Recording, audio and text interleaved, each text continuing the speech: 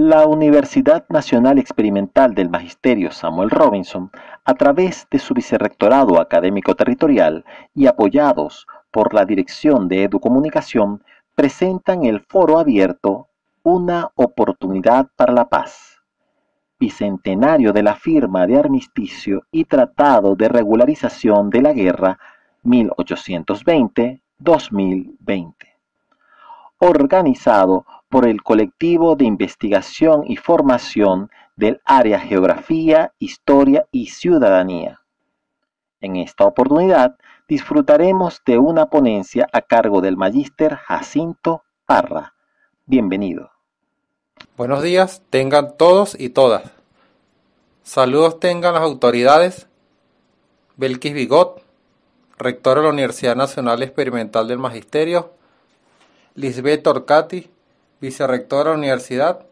y el profesor Henry Vallejo, director de Educomunicación. Ahora bien, entrando en tema, el 25 de noviembre de 1820, en el pueblo de Santa Ana de Trujillo, Venezuela, se firmó el Tratado de Armisticio entre España y la Gran Colombia, en el que se acordó una tregua de 6 meses para el cese de la guerra a muerte.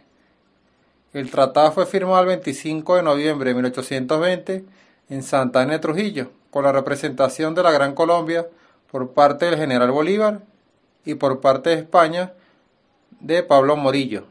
Este tratado se redactó en la capital por los patriotas: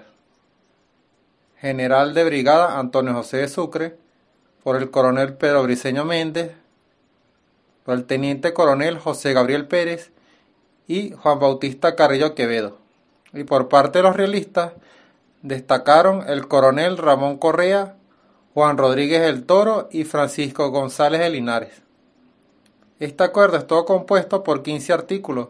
en el que se expresa que el armisticio o cese de las armas duraría por 6 meses y podría ser prolongado. Pero antes de este acontecimiento, la Venezuela de principios del siglo XIX aún se encontraba en la efervescencia de romper lo viejo para crear lo nuevo, y en este mar de contradicciones físicas, religiosas, políticas, territoriales, ideológicas y sociales, un joven Simón Bolívar salió a resurgir entre los llamados grandes cacaos de la época, una iglesia católica aferrada a la monarquía y a los cambios políticos sociales que se vivían en el país y en el mundo. La guerra contra la Junta Defensora de los Derechos de Fernando VII, instaurada en Caracas en 1810, la había decretado la regencia desde España, y el nuevo gobierno venezolano, surgido del Congreso de 1811, la asumió como una necesidad para alcanzar la libertad. No fue fácil para Bolívar convencer ante la sociedad patriótica que necesitaban un líder de 1000 batallas para enfrentarse al Imperio Español, como lo fue Sebastián Francisco de Miranda. Además, no fue fácil que, ante verse acarrolada e imposibilitada la Primera República ante Monteverde y sus hombres, sus ideales de sostener a la patria ante cualquier circunstancia se vieran cercenadas. Tampoco fue fácil ser desterrado hacia otros territorios y convencer al pueblo neogranadino, con una de las oligarquías más férreas, en su lucha por una independencia en común. Sin embargo, esa guerra común la llevaron a cabo dos bandos de que defendían, unos a la monarquía española y otros a la independencia absoluta y la instalación de la república. Pero en el contexto de una guerra a muerte iniciada de facto en 1812 con masas envenenadas por el odio al blanco y dirigida por personajes como Boves y Zuazola. Ahora bien, la guerra a muerte decretada por el libertador Simón Bolívar el 15 de junio de 1813 en Trujillo durante la campaña Mirable fue puesta a la guerra sin tregua y sin cuartel que los españoles habían iniciado con anterioridad en los campos de batalla de nuestra patria. De allí en adelante, de ambos bandos, pero sobre todo del lado realista, las acciones inhumanas sobre la población civil y el soldado rendido fue cruel y despiadada. No hubo familias o caseríos que no se sufrieran las acciones excesivas de hombres como Zuazola, Tiscar, Antoñanzas, Yáñez y Boves. Este último ejemplo desmedió la crueldad y violencia, con o sin razón, que acompañado de un pueblo representado en negros, indios y pardos, quienes habían excluido por siglos, arrolló ejércitos enteros y echó por tierra con su caballería a la Segunda República. El joven Sucre y su núcleo familiar no se escaparon a esta violencia, ya que muchos de ellos, a causa de los conflictos que eran presentados en esa época, fueron víctimas de las fatales consecuencias del decreto de guerra-muerte. Entre los familiares de Sucre, como sus hermanos Pedro y Francisco, quienes fueron militares y héroes de la independencia, fueron fusilados entre 1814 y 1817 a causa de los rigores de guerra. Respectivamente, Vicente y Magdalena de Sucre murieron durante la toma de Cumaná por las hordas de Boves, el trágico día del 16 de octubre de 1814. María Josefa y Aguasanta perecieron ahogadas navegando de La Habana a Saint Thomas en 1821, mientras se encontraban en exilio. Y a pesar de todas estas pérdidas, Sucre no arraigó en él ni rencores ni odio, al momento que Bolívar le encomienda redactar el documento del armisticio de 1820. Una vez que el general Antonio José Francisco de Sucre y Alcalá redactó este tratado de armisticio y de regularización de la guerra, el libertador Simón Bolívar lo considera como el más bello de los monumentos de la piedad aplicada a la guerra, cuyo documento puso fin a la crueldad de la guerra-muerte iniciada en 1813, por lo que fue considerado como pionero de los derechos humanos. La importancia que se le pudo dar fue porque gracias a ello se paralizó de manera temporal las luchas entre los patriotas y los realistas. Dicho por el mismo general libertador con respecto al tratado, es digno del alma de Sucre, decía,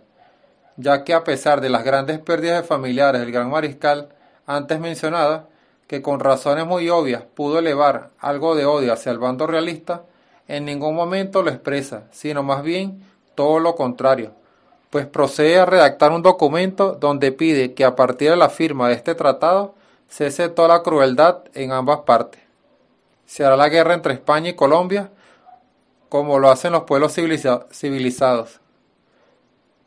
Esto representó para la época un hito de derecho internacional, pues Sucre fijó el tratado humanitario para los vencidos en guerra, velando por la vida y el respeto de aquellos combatientes.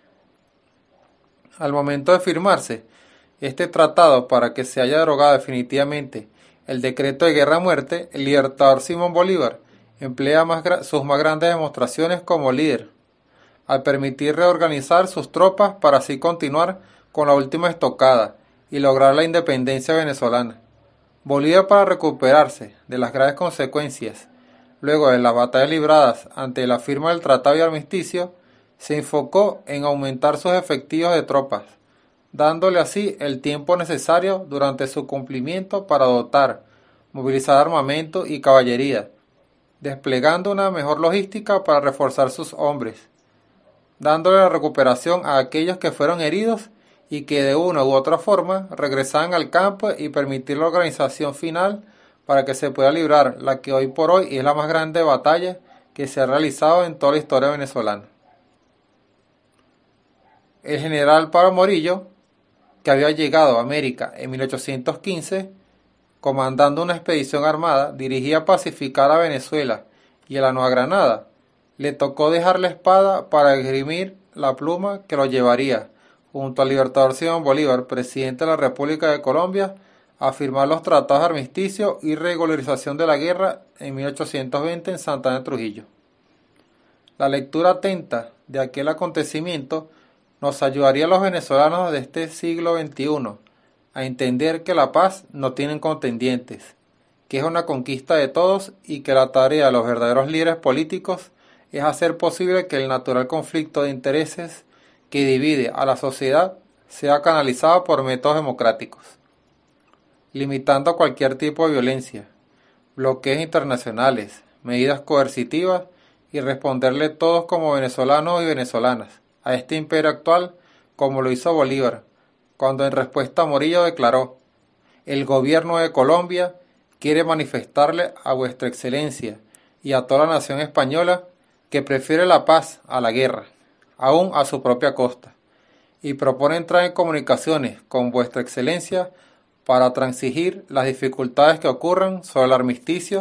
en el que sea convidado. Muchas gracias a todos y que viva Venezuela. Ya finalizada la disertación, los invitamos a participar en la ronda de preguntas y respuestas.